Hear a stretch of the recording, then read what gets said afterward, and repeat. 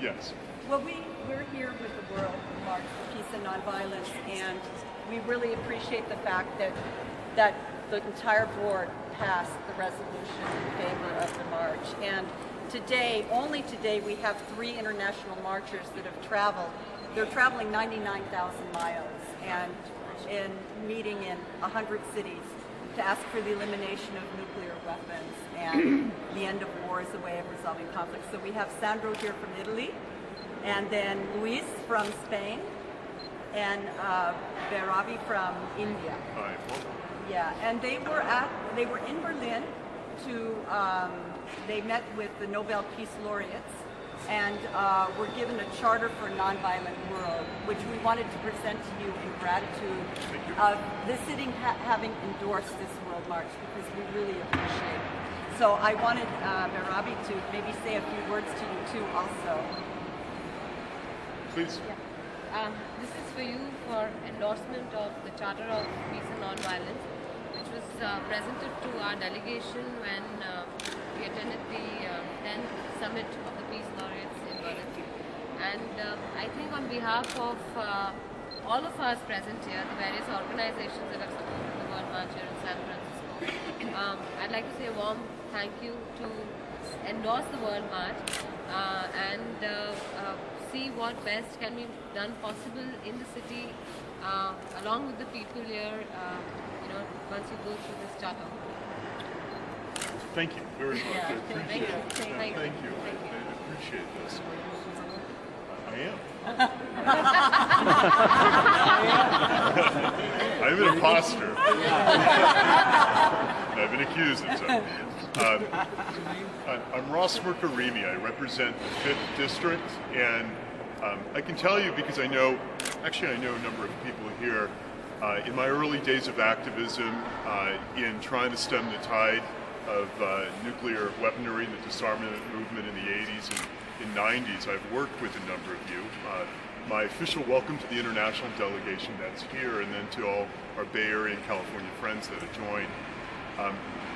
I have to say that I hope my words have some resonance considering the message that came out yesterday from Washington, that when we're on the cusp, again, here in the United States, being now, I think, driven into a widened war in Afghanistan, certainly that puts us more on alert of having to respond to this action by the President and by Congress and others in order to step up our demand for peace and our demand to be heard as loud as we possibly can.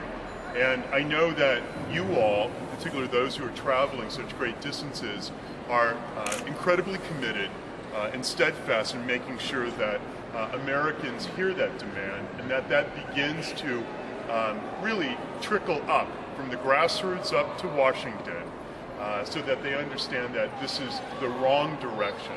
And we expected a better direction of this administration. Let me tell you something, as an Iranian American, I'm the first Iranian American elected to office here in San Francisco, and the Afghan people who are part of the Persian tribe, to be honest with you. People understand that lineage. And certainly the precipice of our actions in Iraq that border potentially on any kind of conflagration with Iran itself, we stand on alert about this. There's a sizable community in California of Persians and Afghanis, and we're concerned about the way that we might be broadening, I think, U.S. interest and not considering, I think, the people on the ground and the way that it has to be navigated peacefully.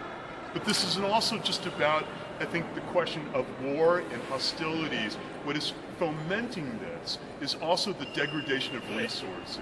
We know that in so many parts of the world, war is not just simply trying to take over real estate or take over another people's or another population or win one over the other.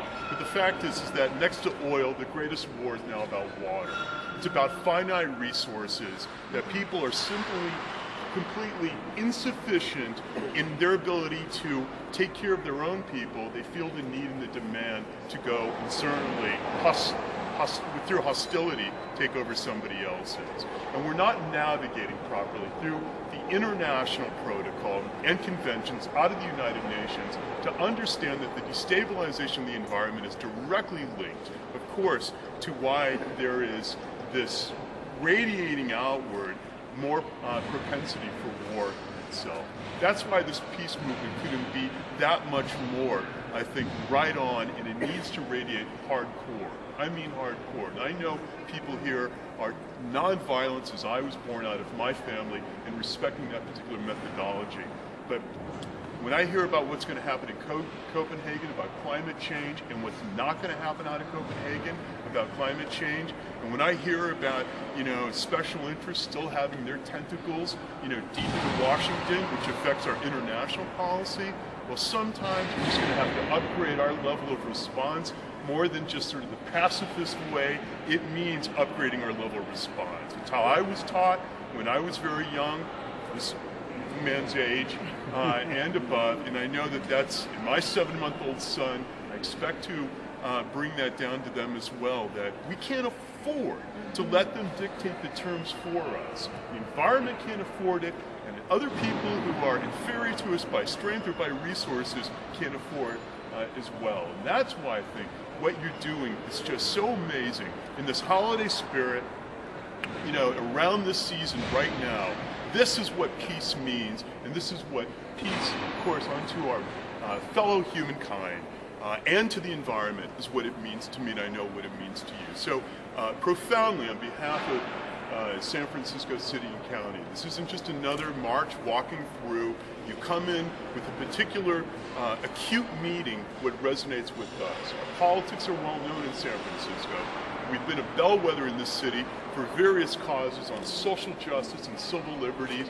We don't pass these resolutions lightly, but we like to pass them, though. And we pass them unanimously, too. So it's not the first and it won't be the last, but it is certainly one that has all our mark, and our stamp is saying that we're serious about this level of business when it comes to peace. So thank you very much. Thank you very much.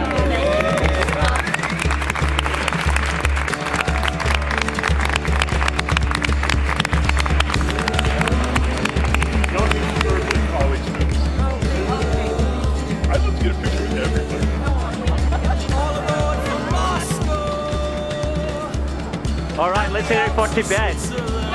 Free Tibet.